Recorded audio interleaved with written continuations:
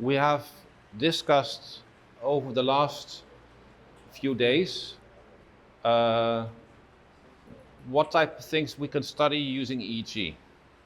We have explained how EEG is generated in the brain at the cellular level and how we can record it. We've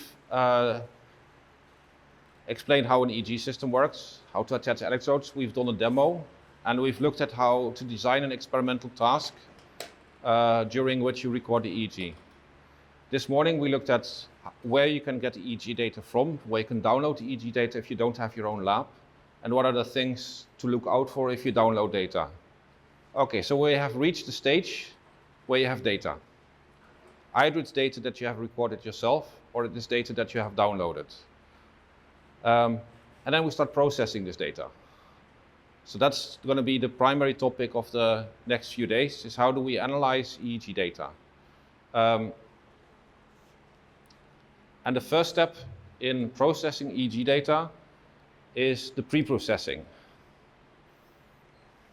What I'm going to talk about is like what is pre-processing versus processing versus analysis. These are terms that I use a little bit interchangeably. We've looked at the relevance of getting very precise timing of external events of the stimuli. So how do we align the EEG data with those external stimuli? There are some very common artifacts that I'm going to talk about. And I'm going to discuss what is the difference between having artifacts in the data and the participant simply not doing the task. Both are not good, but they're different. Then I'm going to mention artifact rejection versus correction. And I'm going to explain filtering, ICA, and re-referencing and segmenting. And finally, I'm going to discuss confounds. So partially, I'm just going to explain like why are we doing things, what are the things to look out for, and partially I'm going to explain like slightly more practical steps that we do during the pre-processing. The focus is very much on the upper right corner with the data that we have recorded from the EEG system.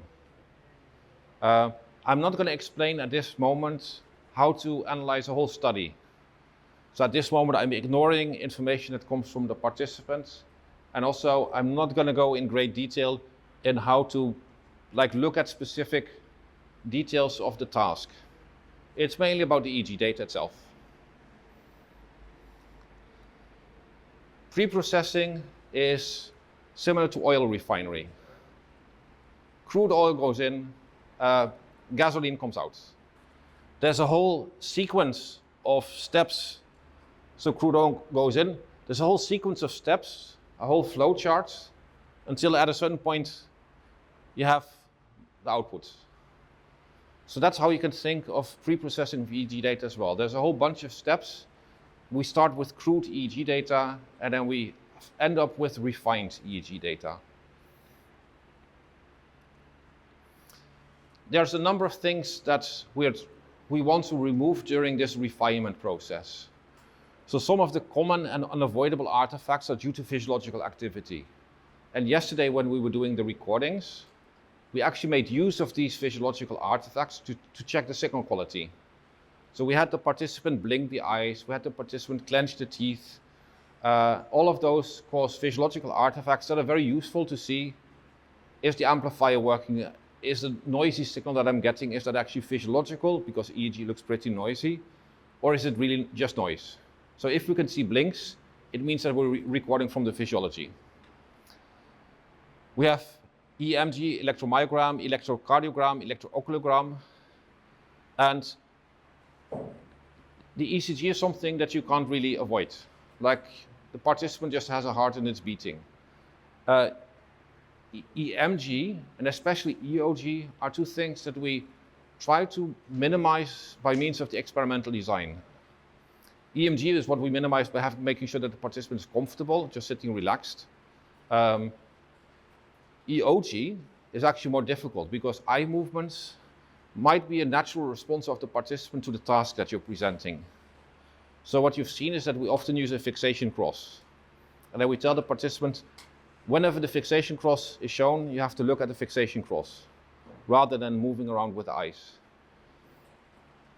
What I've also shown in the video on Monday is that in the EEG lab, we sometimes use an eye tracker to actually track where the participant is looking. But usually if you have a participant that is listening, collaborative, if you tell them to fixate, most of the time they're going to fixate, not always.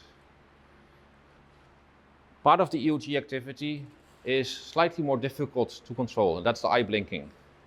If you're sitting in a fan like this, it's unavoidable that your eyes are going to dry out and you're going to blink.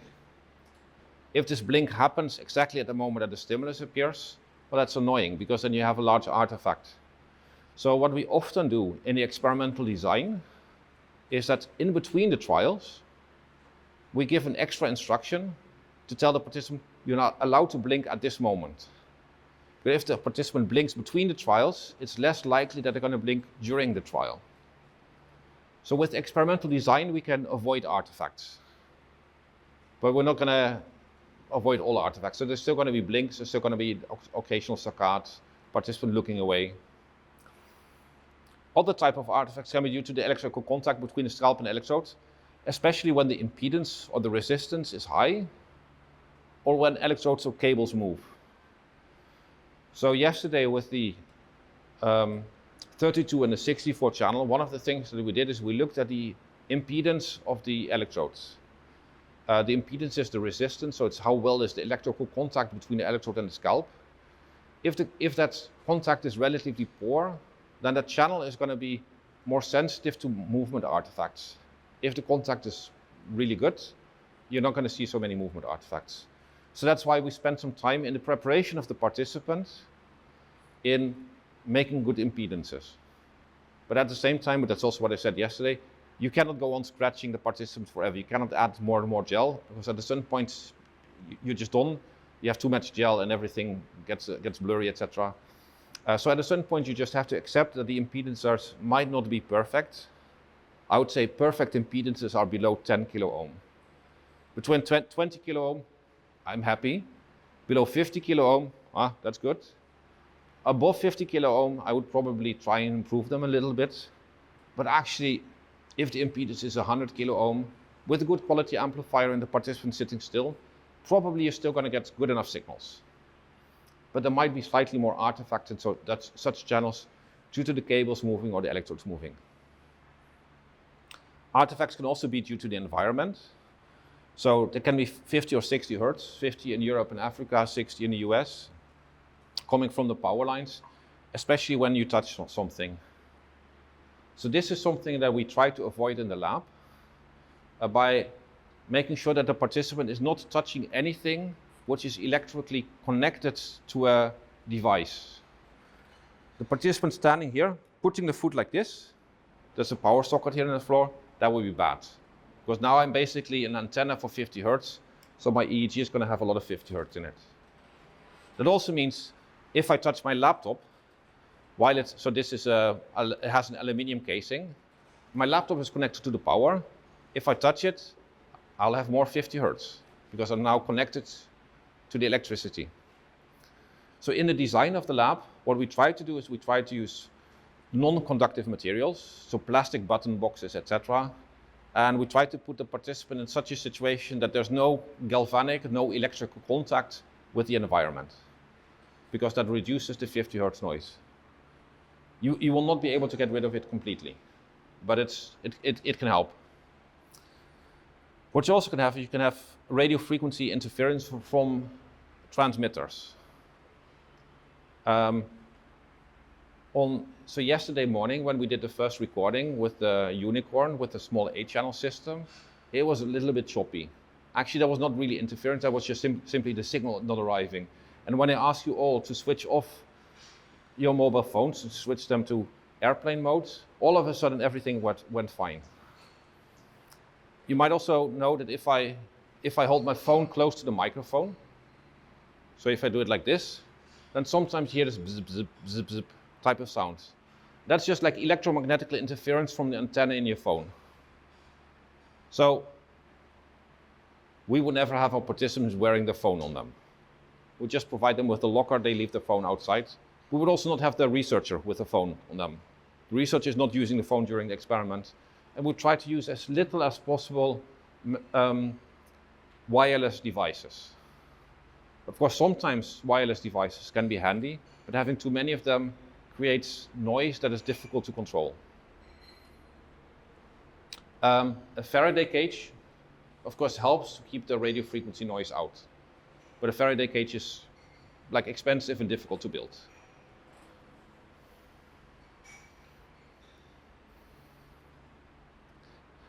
You all know the voltage of such a battery. It's not really a lot, but if you compare this battery to lightning, that's approximately the same order of magnitude as comparing this battery to a microvolt. So it means that we're trying to measure something that is a factor of 1,000,000 times smaller than the voltage of a battery. And you cannot feel the voltage of this battery. Like if you have a 9-volt battery and if you lick it, you can feel it. I don't know what, like some of you might have tried that, like I did as a kid. You just feel this tingling feeling on your tongue. But 1.5 volt is something that you don't feel. So the voltages that we're trying to record are really small. And it means that the artifacts that we get from the environment, such as power line noise, 50, 60 hertz from electrical equipment and radio signals, they can actually be relatively large compared to the EEG. But there's some other sources of noise as well. I explained that we have this salt water layer between the electrode and the scalp. And that's where we can have electrochemical noise. So if the participant starts sweating, the amount of salt can change. If the electrode dries up, the amount of salt changes. If water is added or if water is removed, the amount of salt changes. And that is basically the same as what happens if you stick like a copper and a tin lead in a potato. I don't know whether you've ever done this during like a science class or so, but this is a very simple way of making a battery. So whenever you put two different metals in touch with each other, with something salty in between, you're creating a battery. The reason for us using silver chloride is that it is the least effective battery. So with silver chloride, we're creating a battery that only has like 300 millivolts. But there's a lot of different materials where the battery effect is actually larger. So us putting metal discs on the participants, basically us creating a battery similar like making a potato clock. So that means that using different electrodes causes a lot of artifacts. We always use the same type of electrodes, which means the same type of metal. And if the electrodes have the same impedance, then the electrochemical noise is going to be smallest. Another source of noise from the environment is electrostatic noise. If I rub my feet over the carpet, I can basically charge myself, and if I then take a balloon, I can show that it's charged because my hair is going to stand up. I don't know how much that is an issue here, because here the humidity in the air is much higher. So I suspect that might cause electrostatic activity to be less. In the Netherlands, this is typically something that I notice in the winter, when it's colder and when the air is drier. But the participants wearing plastic soles under their shoes, rubbing over the carpet, or the participant sliding over the chair, that can cause electrostatic artifacts. And these electrostatic artifacts can have voltages that are much larger than the EEG voltage that we're trying to record. And can easily be tens to hundreds of volts. And then, as I already said, we have the physiological bioelectricity from the muscles, the heart, and from the eye movement.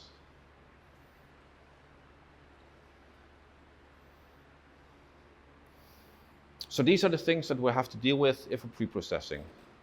But what is pre-processing versus processing or analysis? So pre-processing, that's what we usually refer to as the part of the analysis of the processing of the data that does not depend strongly on the research question. But at the same time, it's not totally independent of the research question either. Because with the research question that determines the experimental design, and it's based on the experimental design that we know that the participant is going to show certain behaviors. For example, if we know that the participant is going to blink at certain moments in time, or that it's more likely to blink, that is something that we can take into account during the pre-processing. So the behavior of the participant can relate to the experiment and can cause artifacts that need to be taken into account. And this is also where we have possible confounds. So if the participant's behavior changes the EEG or changes the artifacts, then you might come to the conclusion, oh, the EEG is different. But actually, it's just the artifacts that are different. The first step that we do when pre-processing is to collect all the data, to put it together and figure out how it relates to each other. So here you see a number of timelines. So along the horizontal axis is time. And what you see is there's a clock on the wall. There's the EEG recording. There might be video recording. There might be triggers, so our experimental design. There might be notes that were taken during experiment. And each of these things that we're doing, we're starting it at a different time. So in this case, I'm first starting the EEG recording. And the start of the EEG recording is time 0. But then I start the video. And the start of the video is also time 0, but it's a different time 0. The experiment, again, it's a different time 0.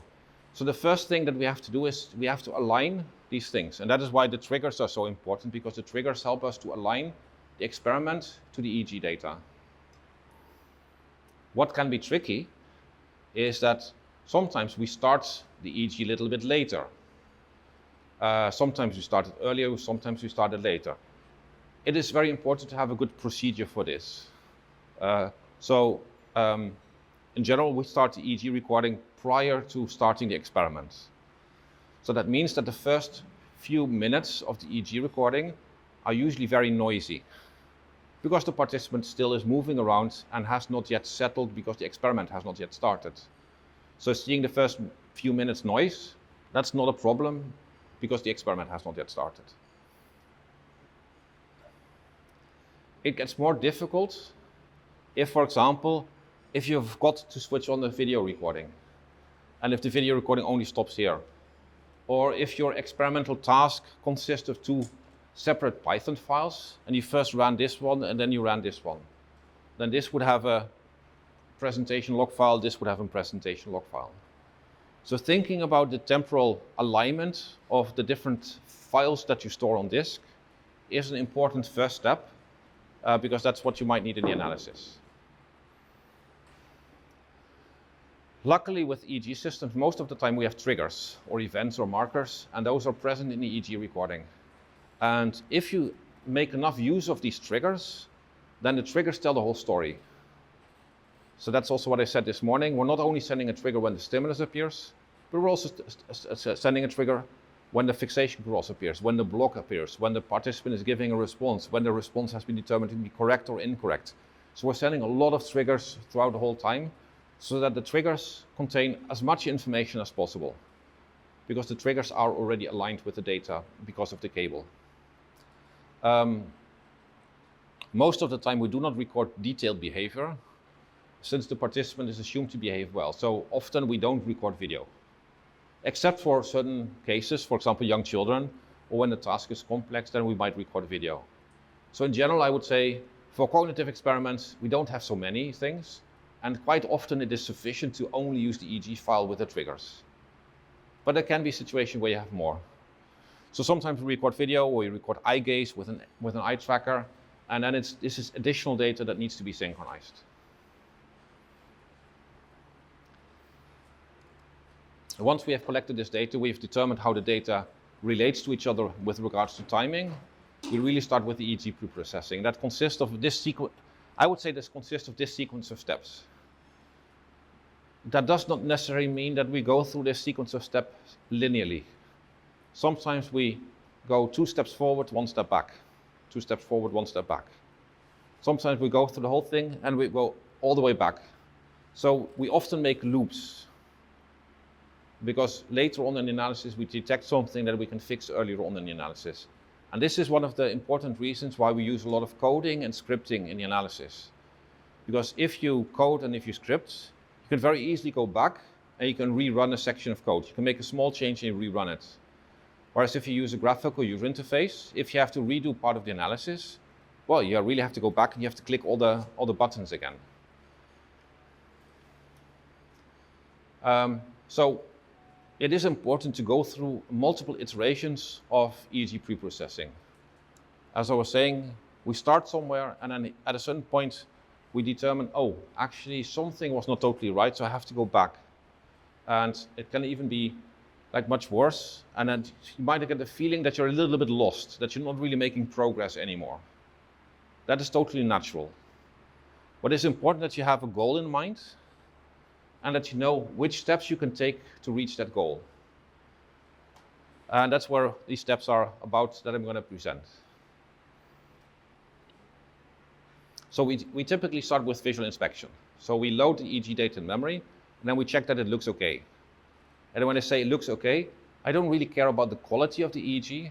I just care about whether it's there, whether the files have been correctly copied, whether the files are complete. I'm checking whether there's no errors if I try to load it into memory.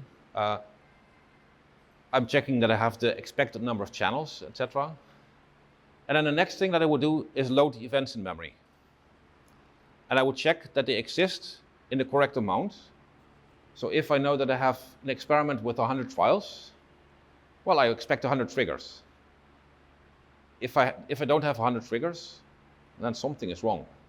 Perhaps I forgot to switch on, to connect the cable, or to properly switch on the stimulus presentation computer. Sometimes we first do a behavioral analysis. Pre-processing of EEG data can be time consuming.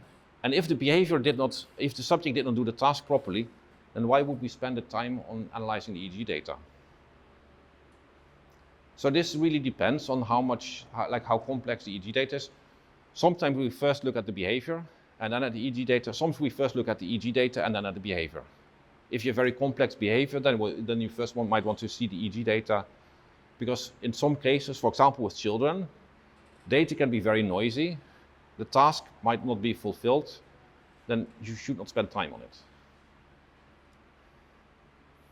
Oh, sorry. And hopefully your participant behaved well, the data looks good. There still might be some channels that are bad. So during the visual inspection, you're also going to see how the channels are, and you might detect some channels that show activity that doesn't look like EEG. You would just write them down. A bad channel is an electrode that is not properly attached to the scalp. That will show a noisy or no signal, and you can remove them from the analysis. And then later on, you might want to interpolate them. So if you're doing a single subject analysis, and if you're doing a single subject statistical test, it does not make sense to interpolate. But if you have a group of subjects, in subject 1, one channel is bad, in subject 2, another channel is bad, in subject 3, another channel is bad, then in every subject you have one channel missing or 2 channels missing. If you then want to do statistics over the whole group, well then, for every channel there might be one subject for whom that channel did not work. So that is not good. So that's a situation where we use interpolation. So for single subject analysis, interpolation is not relevant. For group analysis, interpolation is relevant. Electrodes that are close to the edge of the cap, especially towards the back, they're more affected since the cap might not fit optimally. There's less pressure towards the scalp. Electrodes here at the top are usually quite good. Here at the front also quite, but where there's more hair, the cap is often not so nicely fitting.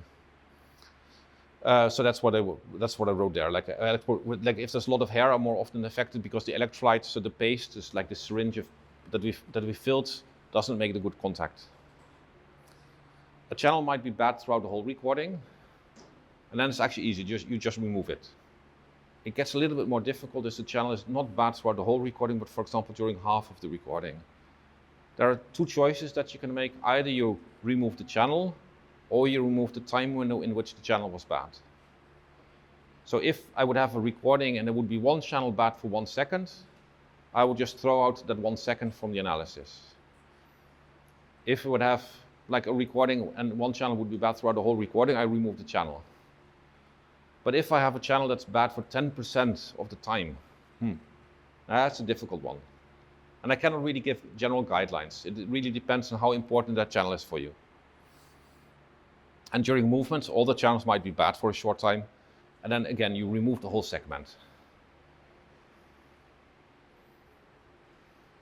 The next step that we can do, and that we usually do after the visual inspection, is filtering.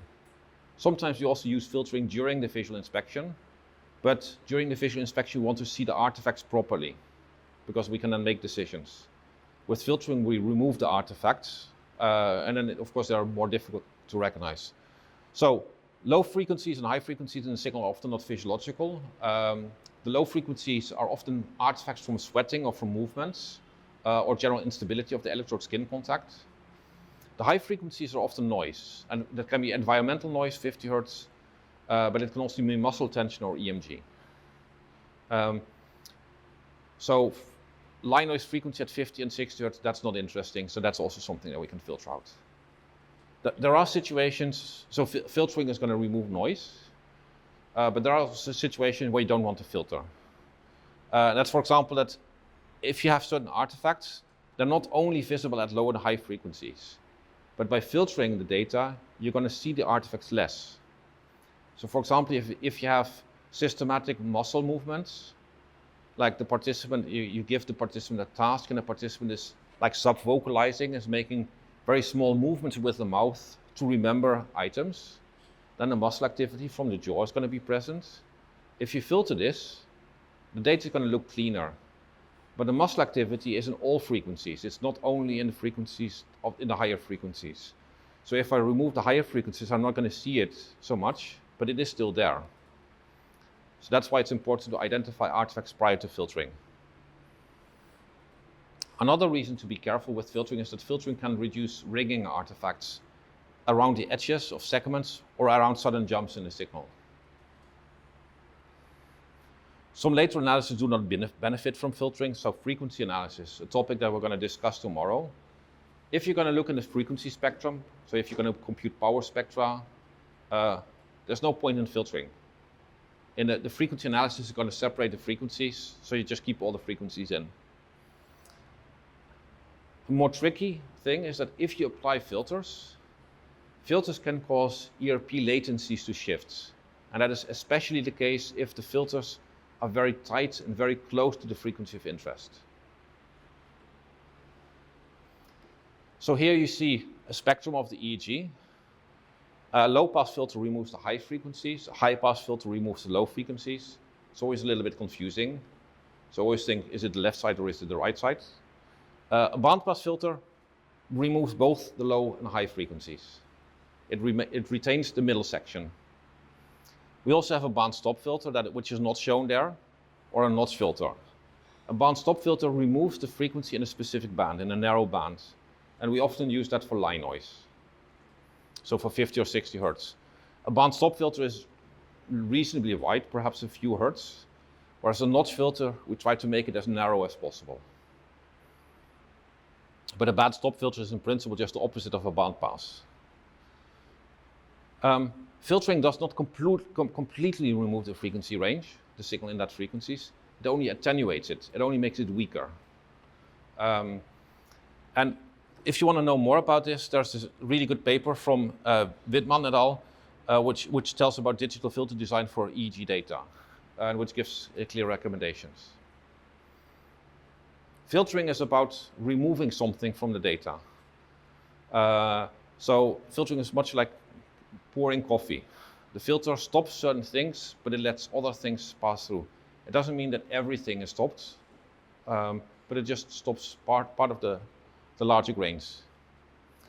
There's a few characteristics of a filter that are important to know about, and that's the attenuation. So the attenuation means that the filter gets weaker. And if you look here, this is a spectrum, a Bode plot as we call it, where the frequency is along the horizontal axis, and this is the attenuation. So there is a certain frequency range in which the signal gets passed, and there's a certain frequency range in which the signal gets stopped. In between the stop and the pass, there's this transition region. So that's because digital filters are never perfect. We would want them to be like this, but they're always a little bit like this. And the attenuation, so how much weaker the signal gets, so this is an amplification or an attenuation factor of 1, so the signal is just copied, here, and this is not 0.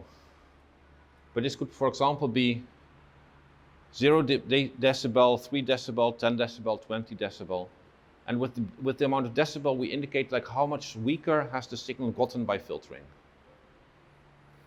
And if we look at power, then the attenuation is twice as large as for amplitude, because power is amplitude squared. So different filters have different filter characteristics. And if your signal of interest is in this band, then it's very likely that you're going to have weird effects, because this band is often not so well defined. So you should not filter your data too narrow, because then you might get too much into that band. The next step that we do is re-referencing. So this is a height map of the Netherlands. Nijmegen is over here. This shows the height relative to the North Sea level close to Amsterdam. And it's the average level. Of course, if you think about this, we could have made the same column map with different values along the vertical axis. We could have expressed it relative to the highest point of the Netherlands, which is here in Limburg, where it's about 300 meters. If we would have expressed this as 0, then everything would have basically kept the same color, but the values would have changed. So at this moment, Nijmegen is like, I think it's like 35, 40 meters above sea level. But if we express it relative to the highest point, then Nijmegen, my city, would be minus 250 meters. The map does not change, but it's the reference relative to which we express the numbers that changes. So this is important because with EEG we're measuring differences. And each EEG channel is the voltage difference between the electrode of interest and the reference. And during the recording, the reference is usually, we typically have one reference, or sometimes we have an average reference. And that reference is common to all the electrodes. So for example, if I have this 1020 layout and I've used this electrode as a reference, so an electrode on the right earlobe, then all of these electrodes are the voltage difference relative to this reference. So channel CZ is the voltage at electrode CZ minus the voltage at electrode A2, etc. The electrodes on the left, so the odd numbers, they're further away from the right earlobe. So that means that there's more tissue in between. If we go from here to here, there's more tissue in between than if we go from here to here, or from here to here. So even without knowing what the brain is doing, I already know that the voltage on T4 is going to be smaller than the voltage on T3, simply because there's more stuff that can be picked up. So that's of course confusing during the analysis, because perhaps our task does not relate to the right earlobe, but in our task we want to know, is there activity, is there a spatial topography of the activity that is meaningful? So what we very often do is we change the reference to one that is more symmetric. So during recording we might use the right earlobe, so that's also what we did with the GTEC system. We used the right earlobe, but then during analysis we changed the reference. So why do you want to re-reference? Well, the choice of the reference influences signal on each of the channels that you're recording. And the reference during the recording is often not the one that gives the optimal signal. And it can lead to spatial biases because you see like larger signals on one than on the other electrode, which is just due to the reference. And by choosing your own reference, you can optimize the visibility of the signal of interest in the channels that you're computing. There's one company, actually it's a Dutch company, that makes really good quality EEG systems, but they use a very particular referencing scheme, which is called a driven right leg referencing scheme. And with that referencing scheme, the reference still has some noise in it. So with the biosemi data sets, you always want to re-reference because the reference is still, it's a little bit noisy. And once you re-reference, it's really good quality data. But the company has decided so that you have to do the re-referencing, they are not doing it. There's also some situation why you not want to re-reference. Usually we place the reference electrode such that the electrode has good contact And for example, on the bony section behind the ear or the earlobe, or like here in the front between the hair, if you're going to change to another reference channel or an average of all the channels, it might be that the other reference channel is more noisy because of it having more hair. And also the average might be more noisy. So that's why it's important to first identify bad channels before you compute an average reference. Because otherwise you're going to average the noise into all of your channels. So one of the common references that we use for analysis is the linked ears reference. And with linked ears, we're not physically linking the ears. And actually often it's not about the ears, it's about the mastoids. But what we do is we take the average voltage between the two ears or the two mastoids, and we subtract that from all channels. If we do that, so the voltage on A1 relative to A2 is going to be quite large, and we subtract half of the voltage of A1 from all the channels.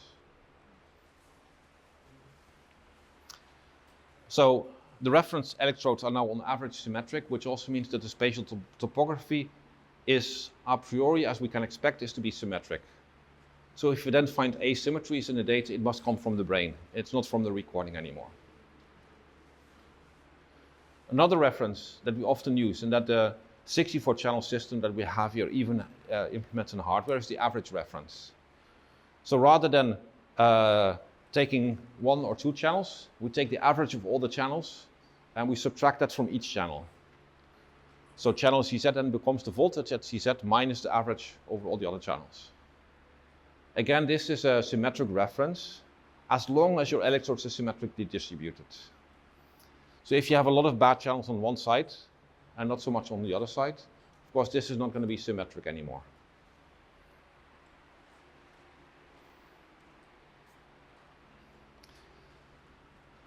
If we record the EEG data, the reference itself is not recorded. We do not store the voltage of the reference electrode in the file because the reference minus itself is going to be 0.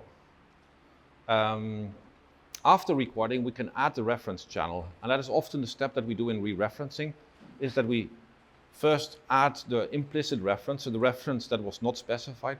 That's also why it's important that we know what the reference channel is.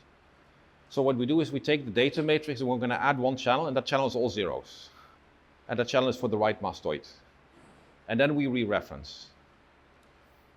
So after adding the implicit reference as a channel with all zeros, it's easier to do the re-referencing as just explained.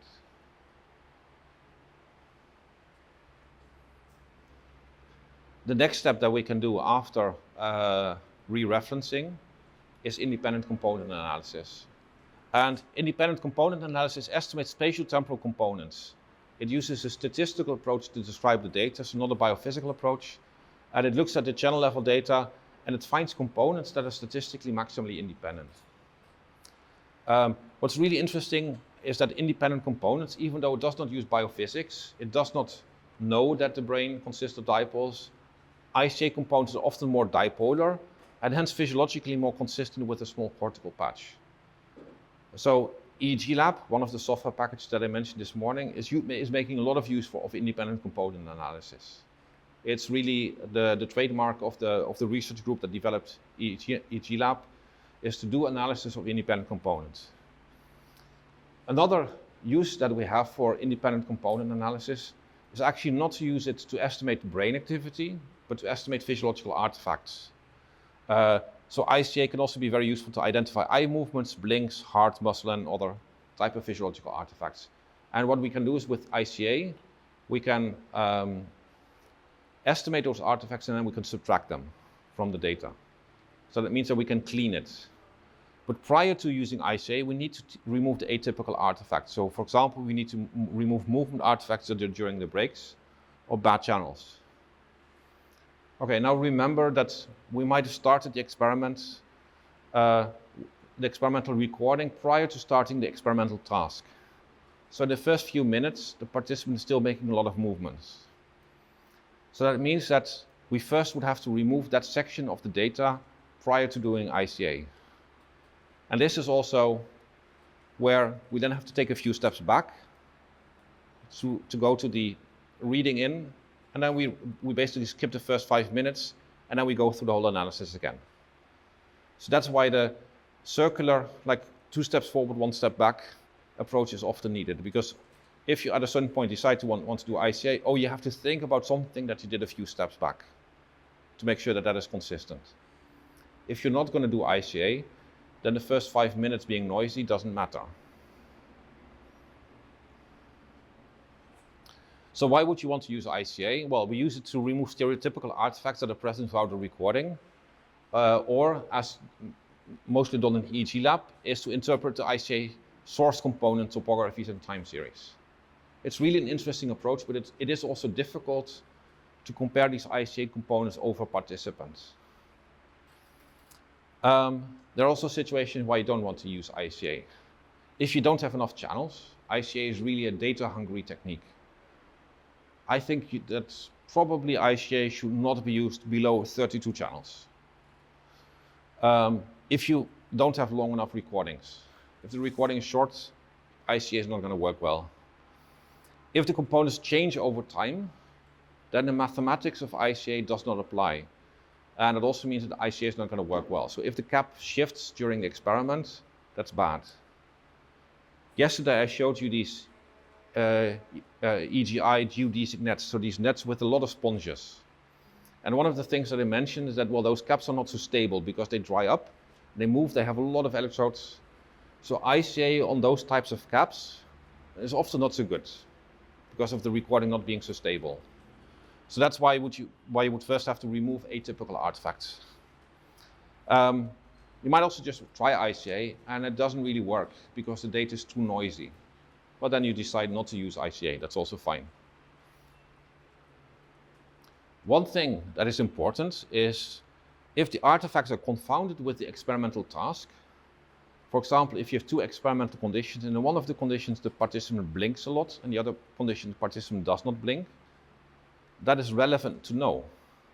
Because the blinking is not only an artifact around the eyes, but the blinking also indicates something about the mental state of the participant, and it also causes visual artifacts in the visual cortex, because whenever I close my eyes and open them, I just had a very short black flash. So removing the artifact is not going to remove the effect that the blink has on my visual cortex. So knowing that there's artifacts means that you're also responsible for checking whether those artifacts are confounding with your task.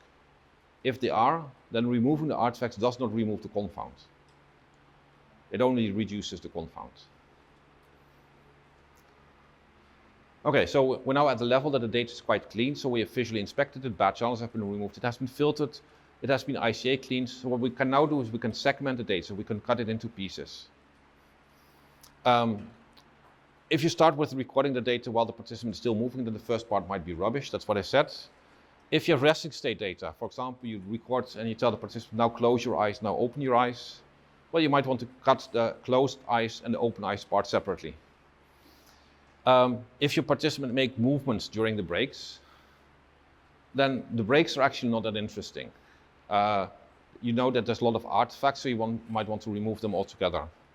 Or if your participant blinks between trials, if you give them blink instructions, well then perhaps you don't even want to look at the blinks because you know that they happen between the trials. So sometimes you want to consider only the EEG data that you're interested in, and you can segment prior to the other processing steps. So sometimes you do the segmenting early on. Sometimes you may want to have long segments, and other times only the trials of interest. So it really depends on the experimental design, whether you segment early or whether you segment late in the analysis pipeline. If you segment early, you have the advantage that you don't have to look at the noisy parts. If you segment early, you have the disadvantage that you're more likely to get filter artifacts. So that's a trade-off that we have. So it's a matter of choice. Following segmenting, you often want to do a baseline correction. The assumption for ERP analysis, for event-related potential analysis, that there's no systematic task-related activity just prior to the stimulus. So what we say, the brain activity prior to the stimulus is should on average be 0. So what we do is we compute the average potential prior to stimulus onset, and we subtract that from each channel. Low frequency fluctuations are often related to electrode instabilities, and baseline correction removes this. So baseline correction in a way has a similar effect as using a high pass filter. But with baseline correction, we're making it more optimal for ERP type of designs. Then something that I already mentioned, confounds. During your pre-processing, you have to be aware of potential confounds. Confounds are unexpected factors that unintentionally may explain your results. So rather than the brain activity being different, it is something else that is different. For example, frontal EEG activity whenever the participant blinks, if you present a stimulus. Or high frequency gamma band activity during a cognitively demanding task, which may be due to there being more muscle tension. So this is why it's important that you not only try to remove the artifacts, but you try to understand the artifacts and try to understand whether the artifacts relate to the task or whether they're just artifacts because the participant always moves a little bit. So behavioral confounds can show up as EOG, EMG, ECG, or movement artifacts. And removing these artifacts might hide the effect of the confound, but it does not totally remove it. So that's why you should check your experimental confounds in your artifacts. If you have a very good, well-controlled experimental task, it is less likely that there are going to be confounding effects. Especially with random ordering of your trials, it's less likely that there are going to be confounding effects. But with poorly designed experimental tasks, the chances are larger that you're going to have confounding effects.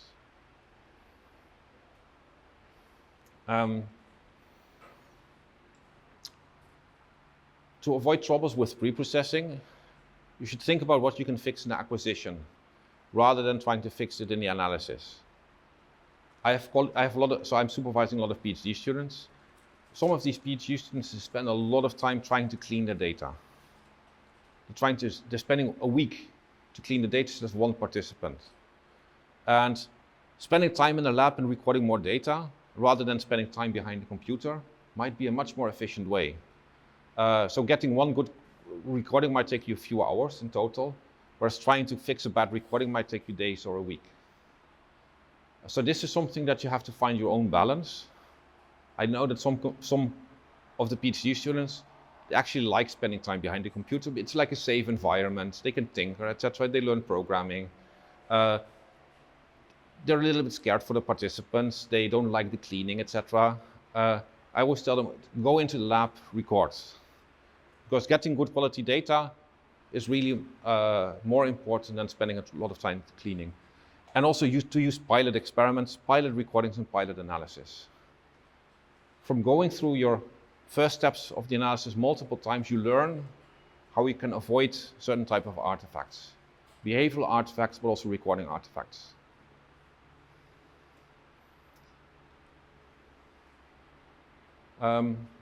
As I already said at the beginning, like a general recommendation is go through multiple iterations of the EEG processing. So write your analysis as a script so that you can easily move forward and then take a step back. And with a script, that's easy and fast. If you then also store your intermediate results, so of course you should always store your scripts, but if you store your intermediate results, and especially if you store your time-consuming steps, it's very fast to go back and forth in the analysis.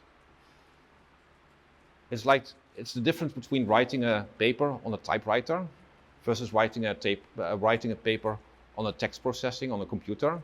On a typewriter, you can only go forward.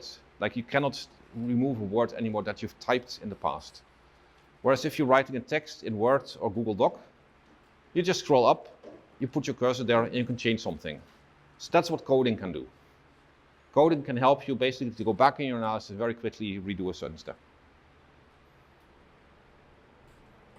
So to summarize, we have a bunch of steps that I would say are part of preprocessing: synchronization, visual inspection, bad channel detection, filtering, re-referencing, ICA, segmenting, and confounds. And you might want to do them in a different order. So possibly you want to do segmenting before you do the independent component analysis. Or for some systems, you want to do re-referencing before you do the bad channel detection, for example, with the biosemi system. The confounds, or possibly you want to already check for confounds if you're doing the visual inspection. So the order is not really fixed, but we often think of it as a pipeline. It's not a single optimal pipeline, because the quality of the EEG data depends a lot on the interaction between the task or the experiment and what the participant is doing. And with EEG, we're measuring a lot of these physiological artifacts, and that's why knowing what the participant is doing is important for designing the optimal pipeline. An interesting paper that came out last year is from Arno Delorme. He's the developer of EEG Lab. We work together a lot. He studied the effect of a lot of pre-processing options, and he came to the conclusion that EEG data is better left alone. So his recommendation was, don't pre-process too much. Just keep the data as it is, because usually a lot of the pre-processing doesn't really improve the data. So rather than spending a lot of time behind your computer, spending more time in the lab, recording more participants, and then doing minimal processing is probably, in general, the best recommendation. So more participants mean more averages, which means you're going to get more robust findings. More time behind the computer is going to make you more and more insecure about whether you're doing it right. Any questions about this?